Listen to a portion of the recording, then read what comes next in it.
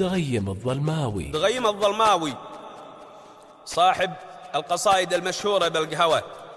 لما قصد قصيدة والشهيرة يا كليب شب النار يا كليب شبه عليك شبه والحطب لك إيجابي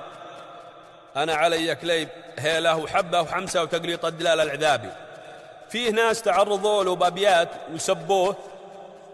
من باب الغيرة، فكان اللي دافع عنه البيد المتينة من الدهامشة من عنزة، يعني وقف بجنب الظلماوي علشان طيبه. يقول البيد يد عيس شب النار يد عيس شبه بين القطوب وطار في البيت نابي وقل الثلاث معتنين بربه انبرقعات عند بيب ودابي يحوفه الرجل بعيد المسبه بعيد عن طرق الخطا والسبابي فنجالهن يوم المزهوي لعبه يشبه خضاب فلجات الخضابي اللي يشلهبت ناره ثم قبه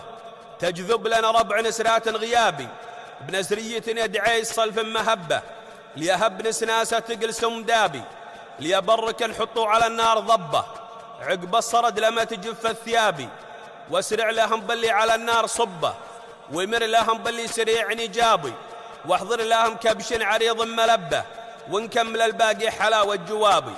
العبد ما له مدة دون ربه ولا مدن إلا مد منش السحابي ولا تغيم مختم من يسبه ما تزيل هو لوه وانحى وشابي لوه من العدوان قلبي يحبه اللابت اللي ما تسربه خيابي يذكر لنا عند الضياء غم ربه وساعة الطعون وملزمين الحرابي.